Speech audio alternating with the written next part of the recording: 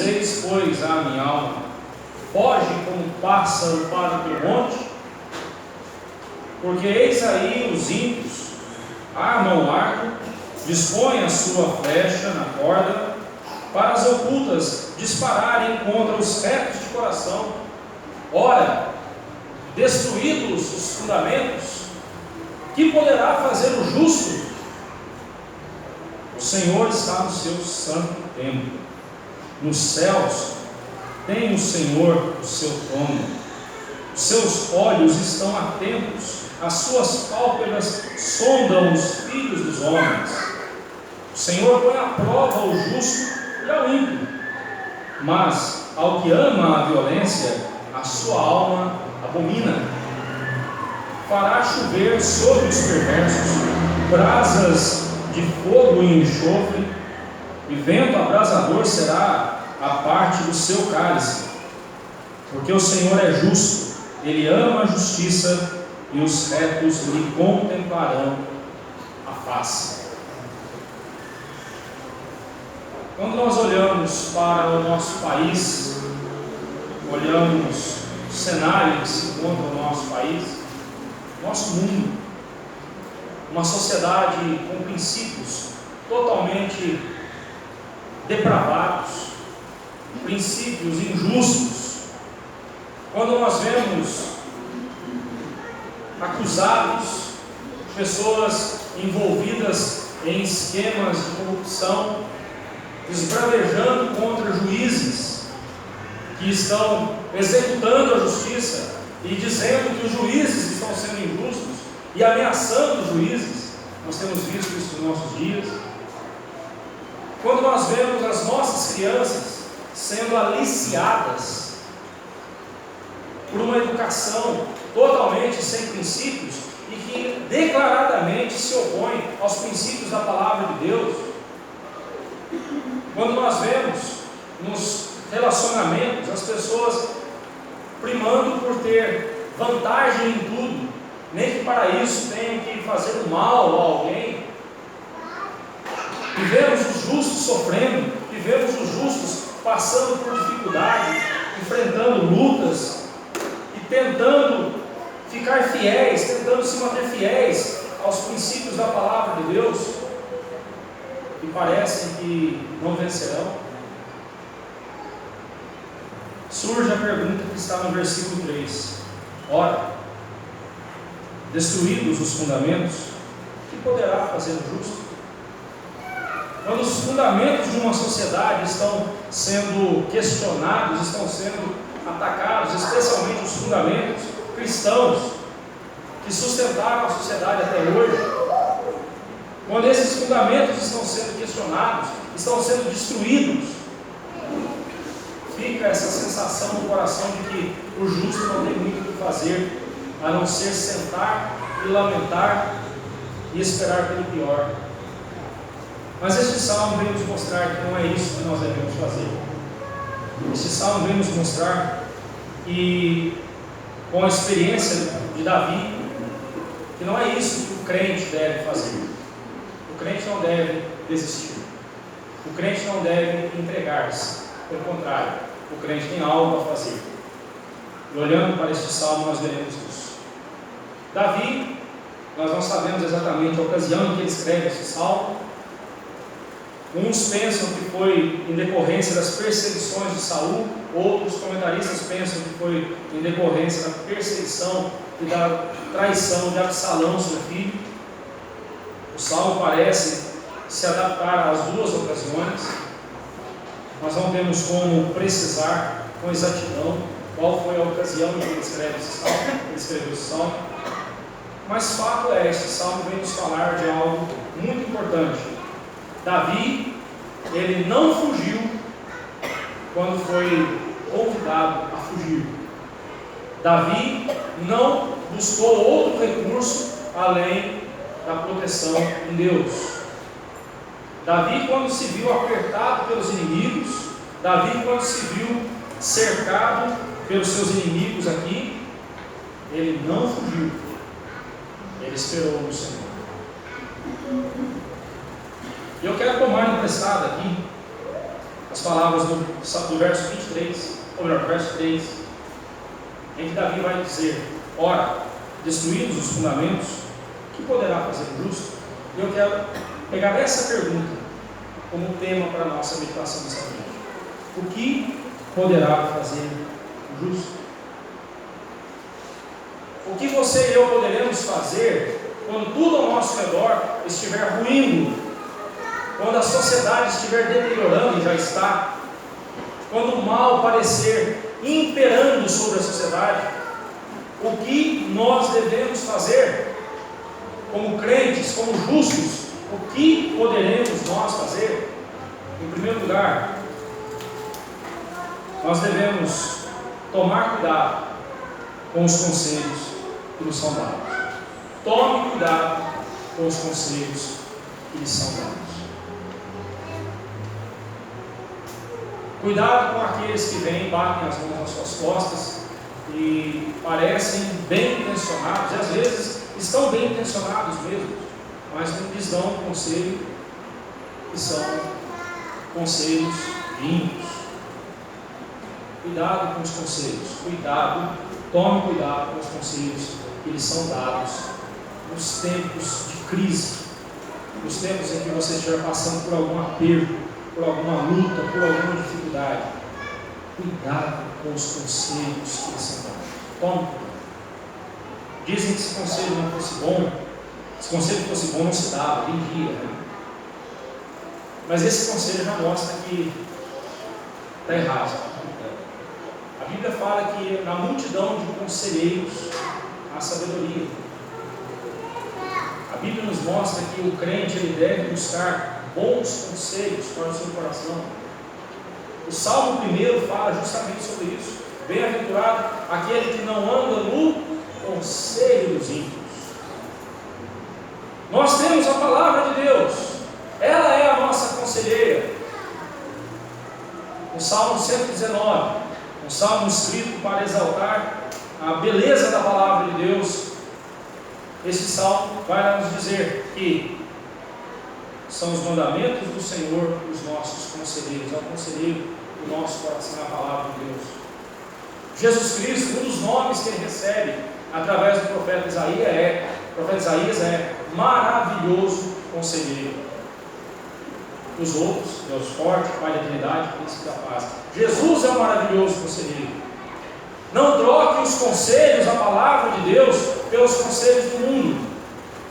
Não troque os conselhos da palavra de Deus, até mesmo por conselhos de irmãos, que por mais bem intencionados que eles estejam, mas se o conselho deles não estiver em acordo com a palavra de Deus, são conselhos perigosos e você deverá recusá-los. Observe aqui no verso 1. Os companheiros de Davi disseram para ele o seguinte: foge como um pássaro para o teu monte. Foge, Davi. E a resposta de Davi foi: não, eu não vou fugir. O verbo fugir aqui, nut, em hebraico, o verbo nut, em hebraico, que foi traduzido por fugir, ele traz a ideia de uma fuga desesperada, como a de um pássaro assustado, porque percebeu-se desabrigado. Você já mexeu no ninho de um pássaro e esse pássaro saiu voando, né? Desesperadamente, voou desesperadamente. O abrigo dele foi destruído, o ninho dele foi destruído. E esse pássaro agora foge desesperado. Esse foi o conselho dos amigos de Davi aqui. Eram amigos dele, pessoas que estavam lutando com ele, pessoas que estavam ombro a ombro com ele no dia a dia. E eles disseram: Davi, fuja. O seu reino está destruído. Os fundamentos do seu reino estão destruídos. Você não tem solução, não há condição para você escapar, a não ser se você fugir. Você só vai sobreviver se você fugir. Fuja para o teu monte. Fuja para o teu monte. Como um pássaro que tinha o seu ninho destruído, Davi recebe o conselho de fugir desesperadamente. Quando as coisas ao nosso redor estão deteriorando, estão se destruindo, os fundamentos estão sendo destruídos, nós nos sentimos como pássaros assustados, fugindo do nosso ninho. E nós recebemos esse conselho: fuja enquanto é tempo. Mas esse conselho não era um conselho que veio da parte de Deus. A resposta de Davi a esse conselho foi algo impressionante. Primeiro ele começa dizendo: no Senhor eu me refugi. Como é que você vem com essa sugestão para mim, com essa ideia, com esse conselho de fugir? Se eu estou refugiado em Deus, se eu estou abrigado em Deus, como que você vem com essa ideia de fugir? Que loucura é essa? Que loucura é essa sua? É isso que Davi está dizendo aqui no verso 1. Eu não vou acatar esse conselho porque eu estou refugiado em Deus. Ele vai dizer isso: eu me refugio no Senhor, eu tenho proteção na vontade de Deus. E preste atenção, meu irmão, se você recebe um conselho, e este conselho induz você a sair da vontade de Deus para a sua vida, você não terá proteção alguma. O crente está protegido se ele estiver abrigado na vontade de Deus. Não adianta você buscar qualquer outra ajuda se essa ajuda te levar para fora da vontade de Deus. Se você estiver praticando algo que desagrada ao Senhor, você não terá a proteção de Deus. A proteção de Deus é prometida àqueles que se abrigam em Deus, que andam na vontade dEle, e não para aqueles que querem viver de qualquer jeito, querem ser dono da sua própria vida. A proteção de Deus é prometida àquele que anda na presença de Deus, que está na vontade de Deus, está fazendo a vontade de Deus. Se você não está fazendo a vontade de Deus, não espere proteção alguma, espere pelo pior.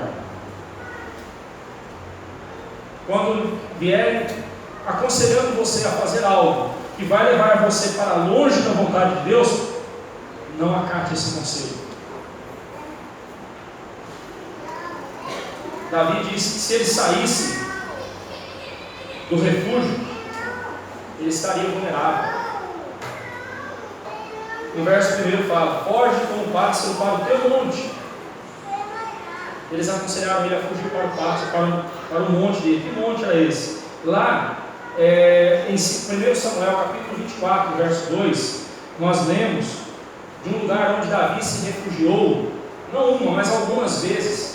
Era nas faldas das penhas das cabras monteses. Está lá em 1 Samuel 24, 2. No cume desses montes, conhecido como os montes das pedras das cabras monteses, no cume dessas pedras, Davi se refugiou uma vez. Não seria difícil para ele ir para lá de novo. Ele já conhecia o lugar, ele já conhecia as fendas das pedras, ele já saberia como se esconder dos inimigos. Estava fácil para ele. Boa ideia você me deu. Eu vou para aquele lugar onde eu já conheço, eu vou buscar proteção lá. Ele poderia ter dito isso, mas Davi não fez isso. Ele disse: eu estou obrigado em Deus. Eu estou obrigado em Deus. Eu não vou correr para lugar nenhum. Eu não vou buscar ajuda em lugar nenhum. Eu vou buscar ajuda em Deus. Eu me refugio em Deus. É no Senhor que eu me refugio. É no Senhor que eu me refugio. Eu quero perguntar para você: quando você está em aperto, você certamente, como eu, é tentado a correr para algum recurso que você já usou antes. Você é tentado a se refugiar em algum recurso, ou a buscar a ajuda de algum recurso que você já buscou antes. Todos nós somos tentados a isso. Mas, irmãos, não troquemos o refúgio da palavra de Deus, o refúgio da presença de Deus, por qualquer outro recurso, por mais conhecido que ele seja de nós. Não troquemos a proteção de Deus pela proteção dos nossos recursos, porque os nossos recursos não poderão nos valer Mas Deus sim. Não fuja desesperado como um pássaro que tem o seu ninho destruído. Pelo contrário, abrigue-se em Deus. Confie no Senhor. Deposite em Deus a sua confiança. A tempestade pode bater com força na sua casa. A tempestade pode bater com força no seu coração. A tribulação pode bater forte na sua vida. O mais forte é o nosso Deus. Abrigue-se no Senhor. Confie no Senhor. Não confie em recursos dos homens. Não confie nos seus recursos. Não faça isso. É tolice. É loucura. Como nós sofremos, meus irmãos, quando nós saímos da vontade de Deus. Aliás, todo sofrimento que a gente passa, todo sofrimento que a gente passa foi por causa do pecado. E é por causa do pecado, ou nosso, ou de Adão. O pecado só traz sofrimento para o ser humano. Porque morremos, porque ficamos doentes, porque sofremos, porque Adão pecou, e porque continuamos sofrendo hoje em dia, porque muitas vezes ficamos angustiados, porque pecamos, porque não cumprimos a vontade de Deus, não fazemos a vontade de Deus e queremos fazer a nossa vontade. Esse é o problema. O pecado sempre vai trazer sofrimento para nós. Não namoremos com o pecado, não flertemos com o pecado, porque ele sempre vai trazer problema. E tome cuidado com conselhos que lhes são dados nessas situações de aflição que você estiver passando. O que não vai faltar para você é alguém enviado da parte de Satanás para desviar você da vontade de Deus. E o perigo virá, o perigo maior é quando esses conselhos vêm a nós com aparência de sabedoria, com aparência de algo intelectual, de algo que parte de alguém que é experiente. Preste atenção.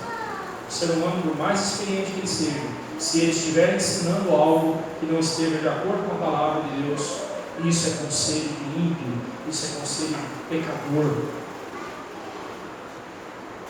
é conselho dos ímpios.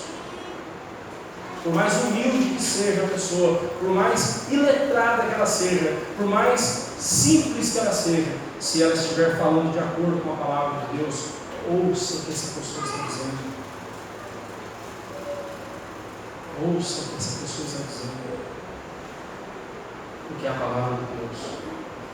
Tome cuidado com aqueles que vêm lhe dar algum conselho que você gostaria de ouvir. Eu não sei se você tem essa experiência. Eu, como pastor, eu pareço um para-raio para esse tipo de situação. Eu atraio, igual um imã, essas coisas.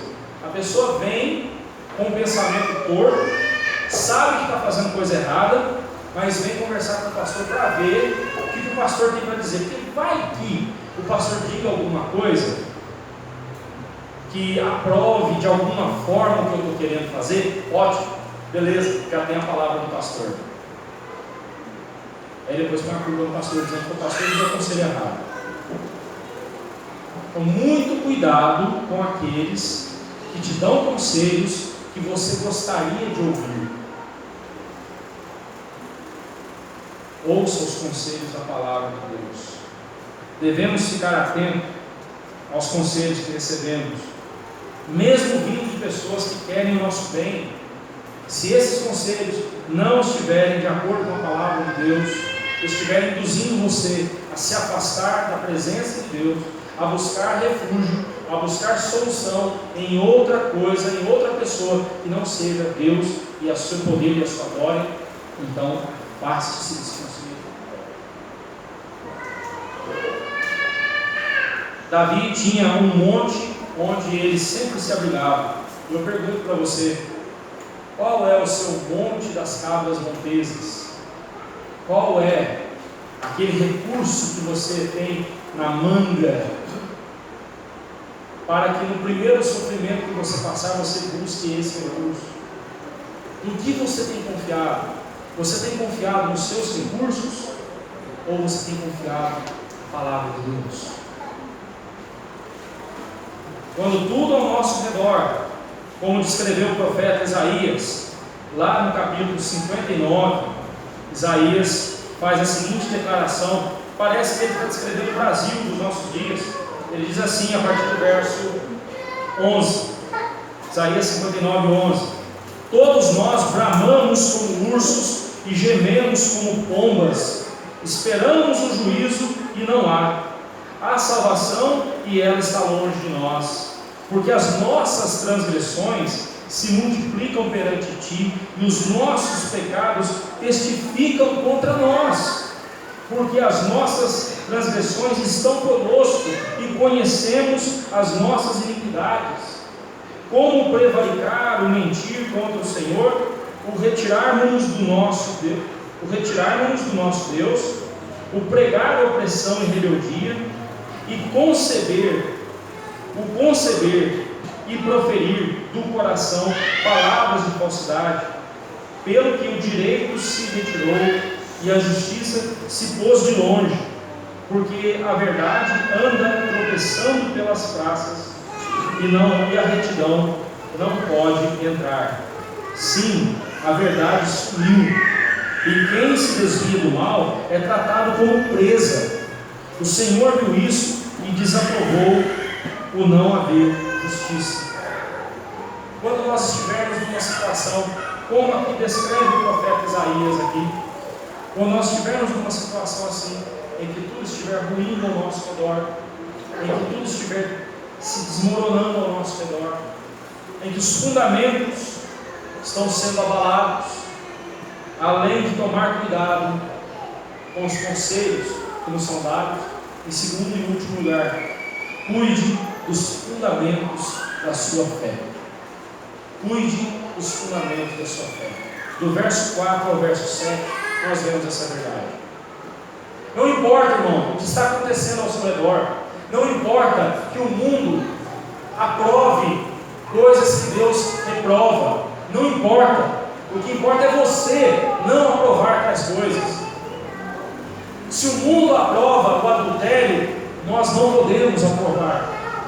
Se o mundo aprova o homossexualismo, nós não podemos aprovar. Se o mundo aprova o vício, nós não podemos aprovar. Se o mundo aprova a mentira, nós não podemos aprovar. Pelo contrário, nós temos de reprovar essas coisas.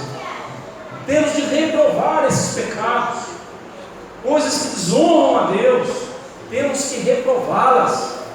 Temos que amar o que Deus ama e odiar o que Deus odeia. E nesses versículos 4 a 7, Davi nos mostra isso. Davi olhando para o seu reino, vendo o inimigo destruir o seu reino, quer que o inimigo tenha sido Saul. Davi ainda não era rei, mas ele via Saul com a sua falta de sabedoria. Saul estava deteriorando o reino, Saul estava destruindo o reino. Quer esse salmo tenha sido escrito por ocasião de Absalão, filho de Davi, que perseguiu Davi. Davi já era o rei, e Absalão persegue o seu pai. Quer seja nessa circunstância, Davi também viu Absalão destruindo o seu reino. Absalão fez de tudo para destruir a reputação de seu pai. Absalão colocou o povo contra Davi, disse para o povo que ele iria julgar a causa do povo. E Davi não estava nem aí para o povo, Davi não se importava, mas ele, Absalão, estava atento ao clamor do povo. Mas assim que ele teve a oportunidade, ele perseguiu Davi, se deitou com as concubinas de Davi, em plena luz do dia, para desonrar o seu pai, parecendo um animal, como naqueles filmes, né? Um leão lobo chega num covil, e ele briga com o leão velho, mata o leão velho para tomar as leoas, para tomar o covil para si. Absalão fez igualzinho um animal. Davi estava vendo o seu reino se deteriorando, os fundamentos do reino estavam se dissolvendo. Mas vendo tudo isso, diz o verso 4, Davi olha para os céus. Senhor está no seu santo templo. Nos céus tem o Senhor o seu trono. Os olhos do Senhor estão atentos, as suas pálpebras sondam os filhos dos homens. Davi olha para Deus. Davi não ficou olhando o seu reino se deteriorar. Davi olhou para o Rei eterno, cujo reino jamais passará, cuja glória jamais será atingida. Ele olha para Deus e ele confia no Senhor. Ele olha para Deus e confia no Rei eterno, neste Rei que está ali olhando para os filhos dos homens, assentado no seu templo, assentado no seu trono. Deus olha e contempla os filhos dos homens. Ele sabe o que cada um de nós está fazendo ou não fazendo. Ele conhece o coração de cada um de nós. Os seus olhos estão atentos, suas pálpebras sondam. A ideia aqui é de alguém que abre, é a ideia de um exumador, né? De um cadáver, alguém que está exumando um cadáver. Ele abre aquele corpo e vê os detalhes. Essa é a ideia. Deus sonda o mais íntimo do nosso coração.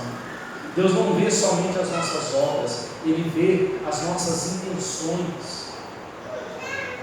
E Davi diz: não importa que o mundo ao meu redor esteja se deteriorando, os fundamentos estão se deteriorando, eu sei que Deus reina absoluto no seu trono.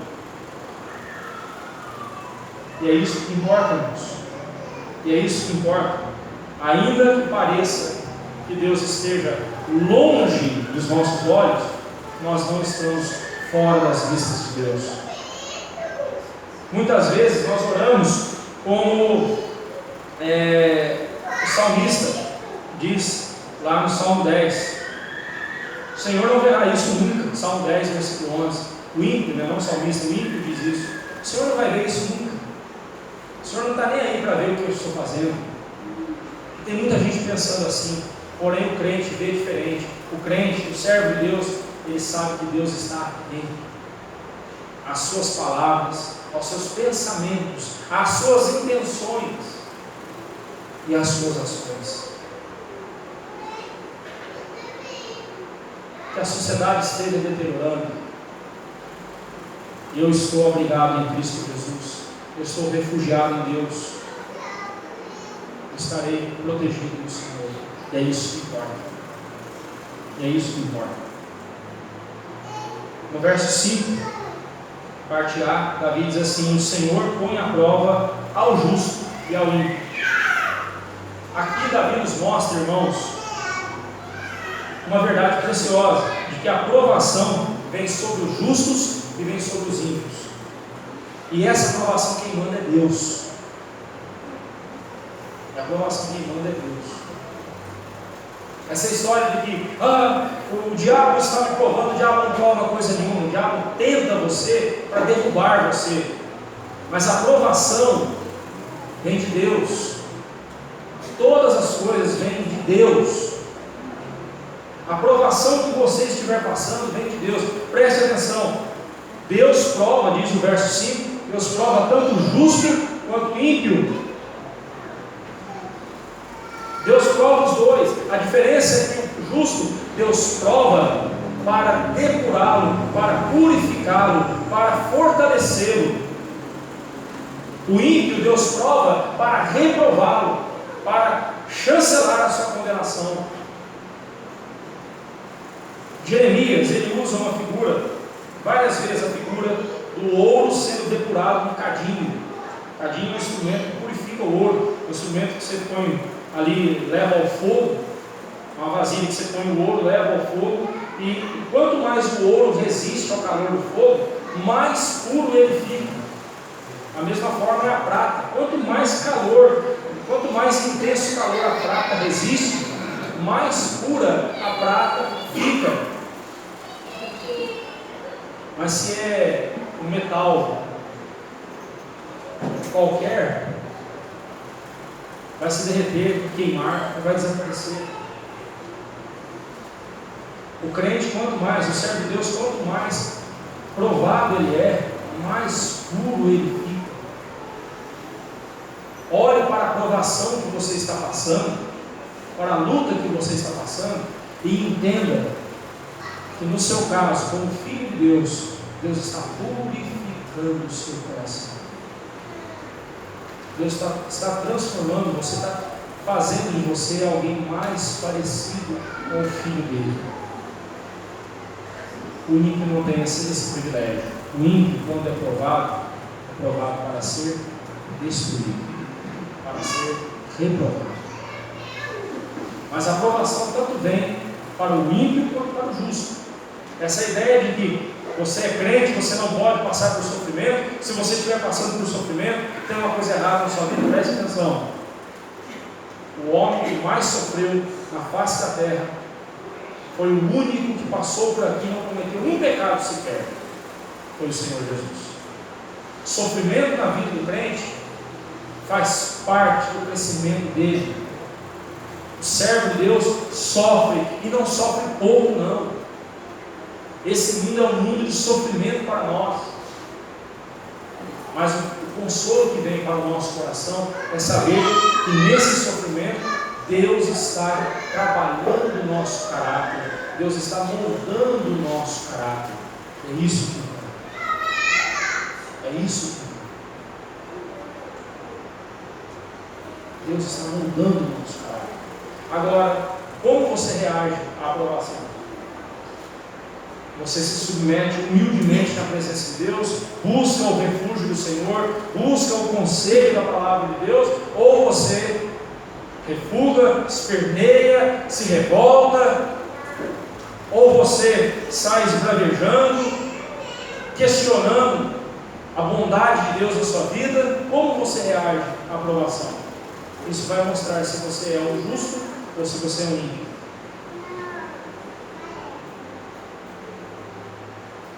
No verso 5, parte B, novamente nós estamos diante de uma verdade que quanto mais a gente fala sobre ela, mais ela choca as pessoas. Verso 5, parte B diz assim: mas ao que ama a violência, a sua alma, a alma de Deus, o abomina. Aqui esse verbo abominar, no hebraico, sanar, significa odiar. Preste atenção, essa história de que Deus odeia o pecado, mas ama o pecador, isso não está certo não. A Bíblia em lugar algum ensina isso. A Bíblia ensina que aqueles a quem Ele amou de fato, Ele os salvou e os transformou em seus filhos. Deus ama aqueles a quem Ele escolheu. Ele ama aqueles a quem Ele elegeu antes da fundação do mundo. Eu vou citar só um versículo para você, mas tem vários, eu vou citar só um. Romanos 8, abra sua Bíblia comigo lá, Romanos 8, o versículo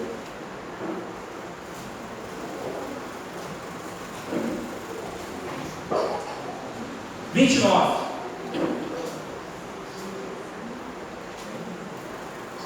Porquanto aos que de antemão conheceu, a esses também os predestinou para serem conformes à imagem de seu Filho, a fim de que seja o primogênito de muitos irmãos. Verso 30. E aos que predestinou, a esses também chamou, e aos que chamou, a esses também justificou, e aos que justificou, esses também glorificou. No verso 29, quando fala que aos que de antemão conheceu, o verbo conhecer, lá no grego é prognosko, que significa amar intimamente. É o mesmo verbo que é usado para falar de José e Maria.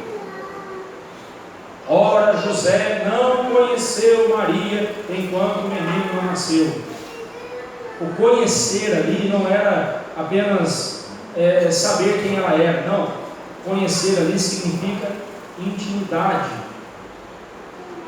um conhecimento íntimo. Ali no caso de José e Maria significa eles não tiveram relações enquanto Jesus não nasceu. O mesmo verbo, prognosko, que lá no grego é usado para José e Maria, é o mesmo usado aqui para falar do amor de Deus para conosco. Porquanto aos que de antemão amou intimamente, amou de verdade, a esses também os predestinou. Preste atenção, Deus não salvou todo mundo, Deus não vai salvar todo mundo. Jesus Cristo veio a esse mundo para salvar os eleitos. A expiação é limitada. A morte de Cristo na cruz foi para salvar somente aqueles a quem Ele escolheu.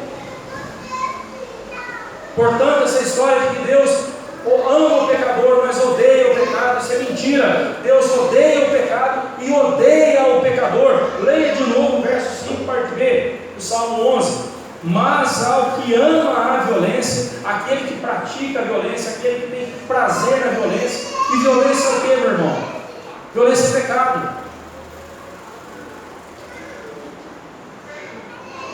Porquanto aquele que ama o pecado, a alma de Deus odeia. Deus o odeia. Mais um motivo para você e eu nos afastarmos do pecado. Mais um motivo para você e eu nos afastarmos de qualquer forma de pecado. Por quê? Porque nós somos salvos em Cristo Jesus. Porque fomos salvos em Cristo Jesus para vivermos eternamente com Cristo. Fomos salvos pelo sangue de Cristo para a glória de Deus. Mais um motivo que nós devemos afastar do pecado, porque o pecado é algo que Deus odeia. E como você e eu que dizemos amar a Deus, amamos o que Deus odeia, que é o pecado. Como você e eu que dizemos amar a Deus, estamos praticando coisas abomináveis aos olhos de Deus. Não importa qual seja o pecado que você e eu cometermos, é algo abominável aos olhos de Deus. Você ter desejos impuros em relação a uma pessoa, a uma mulher, você é homem, tendo desejos impuros em relação a uma mulher, não sendo a sua esposa, e mesmo sendo a sua esposa, se é desejo impuro, está errado. Mas se você tem desejos impuros no seu coração, é pecador tanto quanto aquele que foi e consumou o fato com outra mulher. É tão pecado quanto aos olhos de Deus. Isso é para nós vermos, irmãos, que nós devemos lidar com o pecado no coração. E em segundo lugar, ninguém escapa.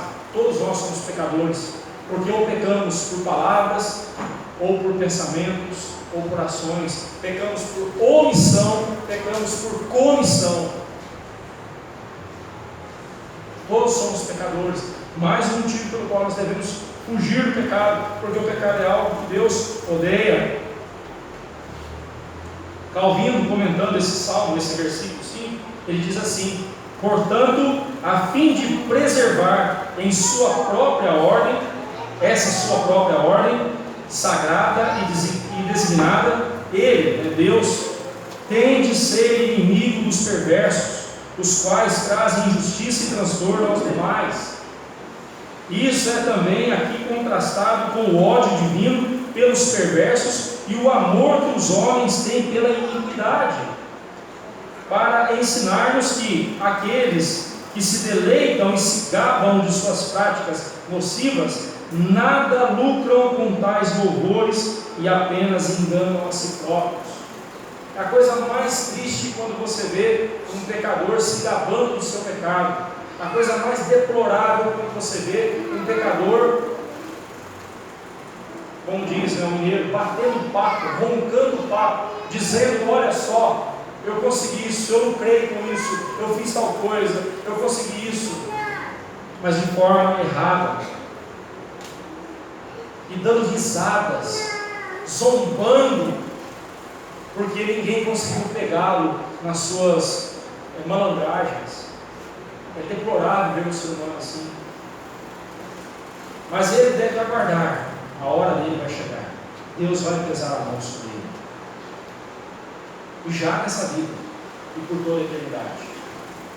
Não brinque, meu irmão, com o pecado. O pecado sempre vai te afastar da presença de Deus. E Deus não brinca com o pecado. No verso 6, Davi relembra os grandes feitos de Deus no passado. Ele fala: fará chover sobre os perversos brasas de fogo e enxofre, e vento abrasador será a parte do seu cálice. Aqui nós podemos nos lembrar de Sodoma e Gomorra, que foram destruídas com fogo. Caiu fogo do céu, destruiu, devastou ali aquelas cidades.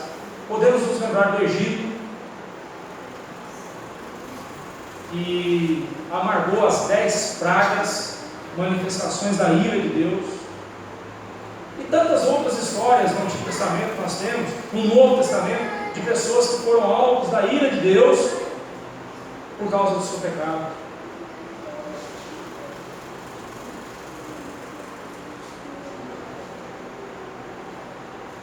Verso 7: porque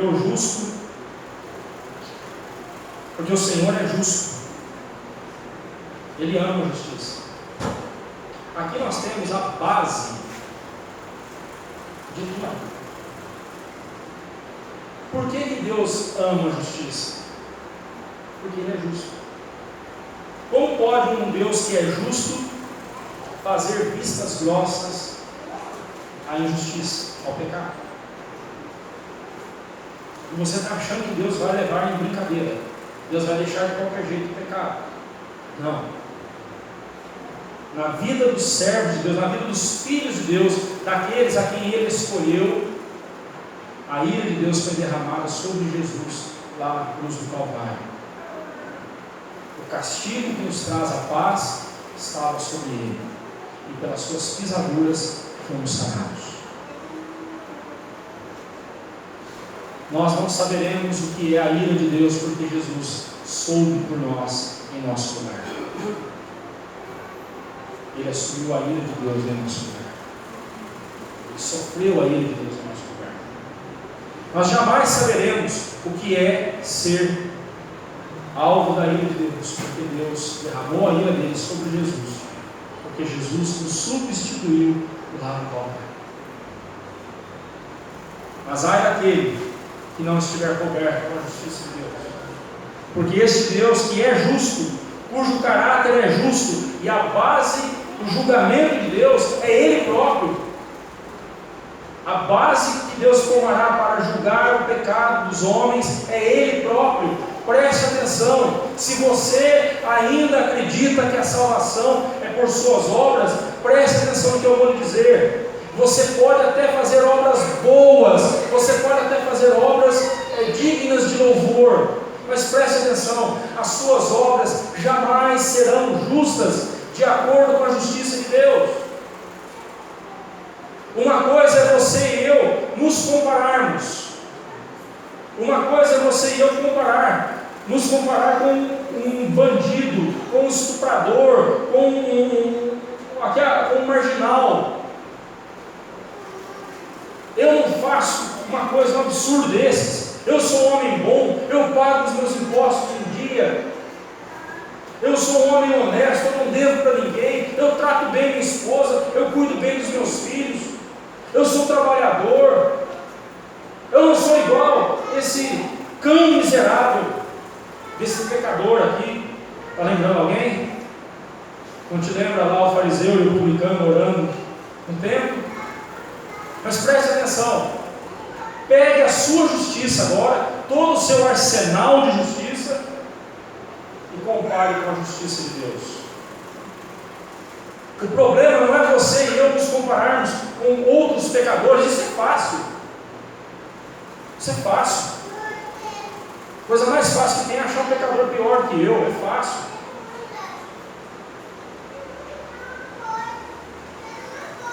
Agora pegue a minha obra de justiça, pegue aquela obra mais linda que eu fiz, aquela obra mais bela que eu fiz, mais justa que eu fiz, mais perfeita que eu fiz, e compare com a justiça de Deus. Tem como? A minha justiça, diz o profeta Isaías, é como o trapo da imundícia diante de Deus. Sabe o que é trapo da imundícia? Os jovens aqui já sabem, eu expliquei para eles esses dias. Trapo da imundícia são as ataduras que os leprosos usavam nos tempos antigos. Não tinha tratamento, então eles enrolavam ataduras sobre as suas feridas, sobre a sua lepra, para cobrir da poeira. Só que chegava uma hora, tinha que trocar aqueles panos, aquelas ataduras, por outras.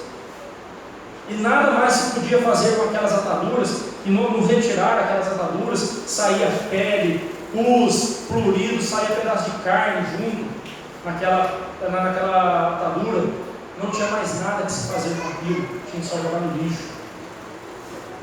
As nossas obras de justiça comparadas à justiça de Deus, é isso. Deu nojo de você? Deu nojo de você quando você pensou aqui num pano cheio de lepra? Deu nojo? Pois é, dá nojo aos olhos de Deus as nossas obras de justiça. Por isso é que nós precisamos da justiça de Cristo. Por isso é que nós precisamos ser justificados por Jesus, porque é a justiça de Jesus que nos garante diante da justiça de Deus, porque a justiça de Jesus é a justiça de Deus. A única justiça que pode me garantir diante de Deus é a justiça de Jesus. A única perfeição que pode me manter salvo diante de Deus é a perfeição de Jesus, porque é a perfeição de Deus.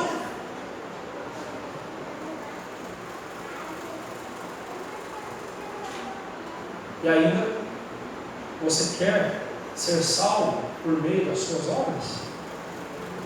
Você ainda acha que a sua esmola, que é o seu jeito honesto de viver, que vai te salvar?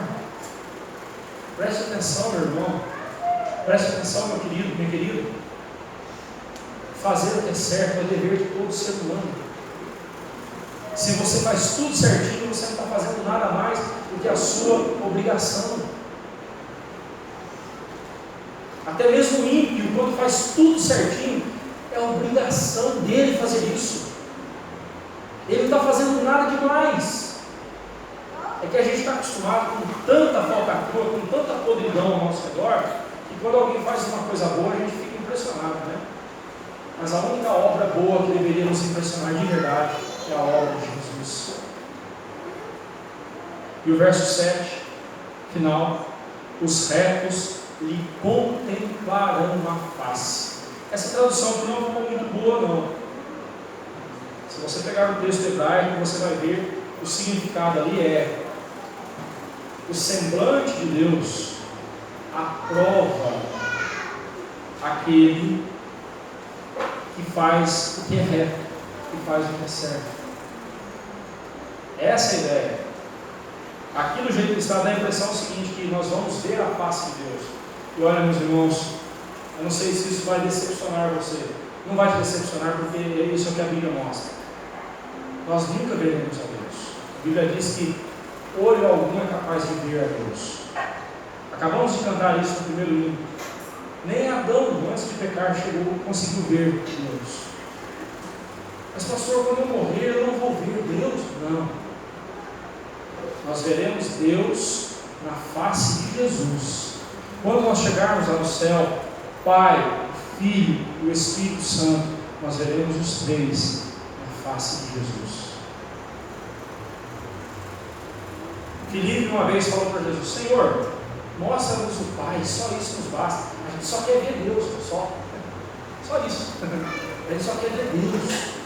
Aí Jesus falou para Filipe: Filipe, há quanto tempo eu estou convosco? Quem me vê a mim, vê o Pai. Se você olhar para mim, você está vendo o Pai.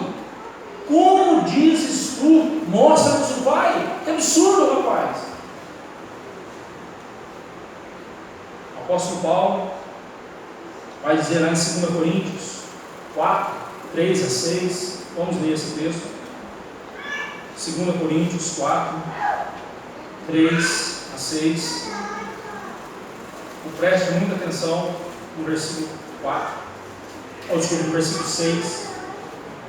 2 Coríntios 4, 3 a 6. Mas se o nosso Evangelho ainda está encoberto, é para os que se perdem que está encoberto, nos quais o Deus deste século cegou o entendimento dos incrédulos, para que não lhes resplandeça a luz do Evangelho da glória de Cristo, o qual é a imagem de Deus.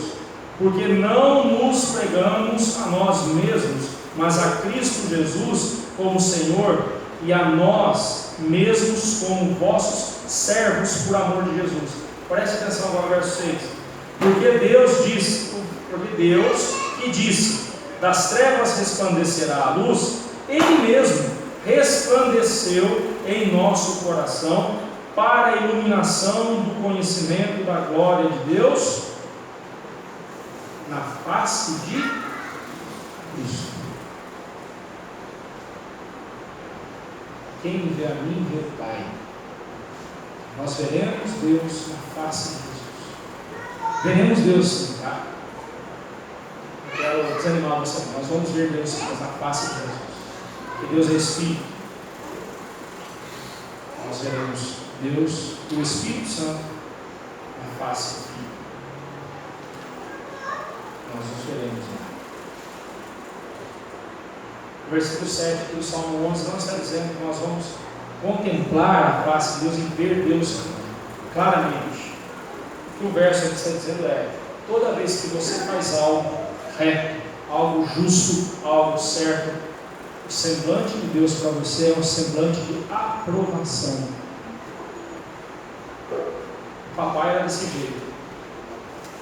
O papai, quando eu fazia alguma coisa errada, de longe, ele olhava para mim e sabia que em casa posso preparar, que o discurso vai ser longo. O discurso era esse, né? O discurso vai ser longo.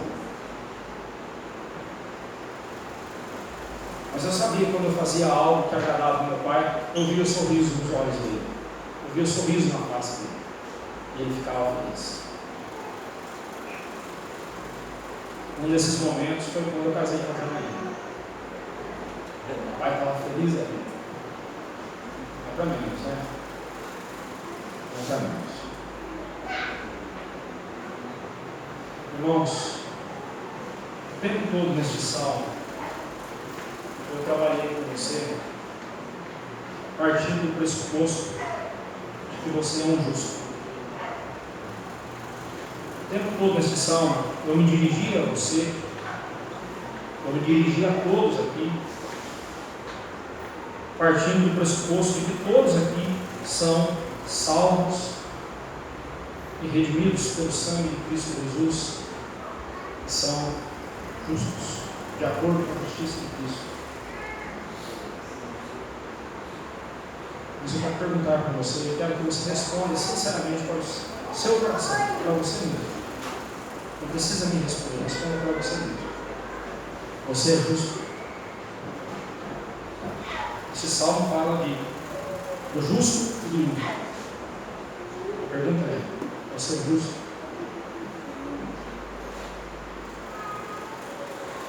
Você está abrigado na justiça de Cristo?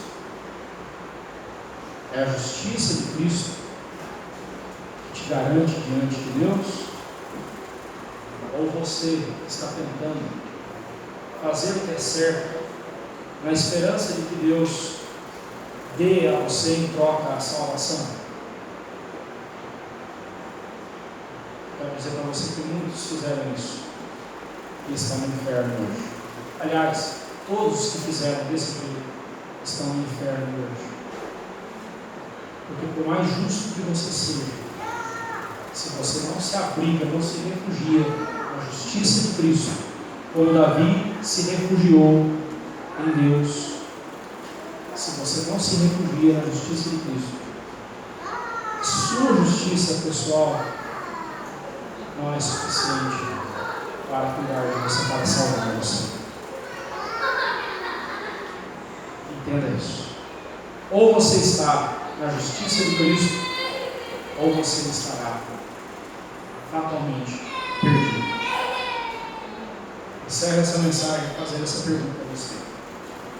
Você é justo? Agora, se você diz: não, pastor, eu sou justo, não se esqueça do que disse o profeta Miqueias.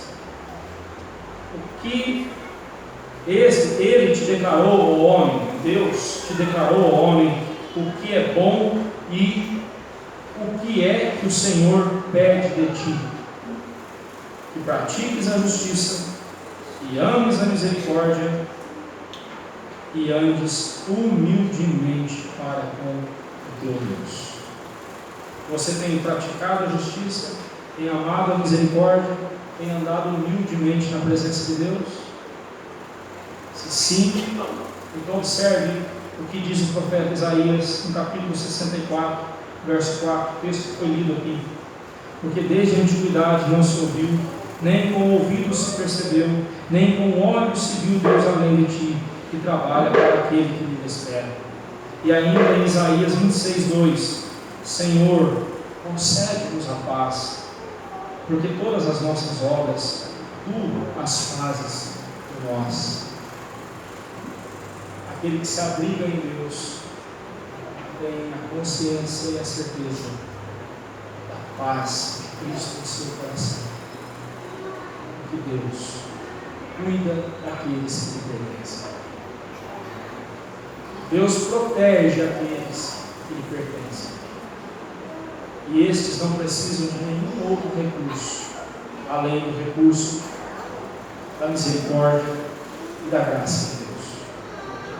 Que Deus abençoe o seu coração.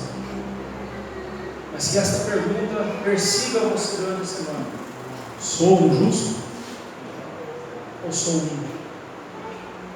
Sou um justo que confia somente na justiça de Cristo? Ou ainda sou um ímpio tentando fazer o que é certo, mas ainda não confio em Cristo? Por mais certo que seja o que você estiver fazendo, se você não confiar em Cristo, você ainda é um ímpio, você ainda é alguém que merece condenação eterna. Abrigue-se na justiça de Deus. Só ela pode te livrar da justiça de Deus. Vamos orar. Senhor nosso Deus e Pai, primeiramente pedimos a Ti perdão, porque muitas vezes recorremos aos nossos recursos, recorremos às nossas forças para resolvermos os nossos problemas, para enfrentarmos as nossas lutas, em vez de confiarmos em Ti. Por isso, ó Deus, eu quero pedir ao Senhor que perdoe o nosso pecado e nos ajude, ó Deus, sempre a fazer o Teu querer.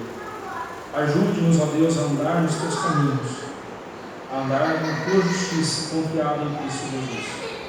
Peço, Deus, que o Senhor livre de nós todo o nosso coração de conselhos, ainda que bem intencionados, mas que estejam divorciados da Tua palavra. Livra-nos, ó Deus, desses pecados, livra-nos desses conselhos, para que sempre estejamos na Tua vontade, fazendo o Teu querer. Assim nós oramos, Pai, em nome de Cristo Jesus. Amém.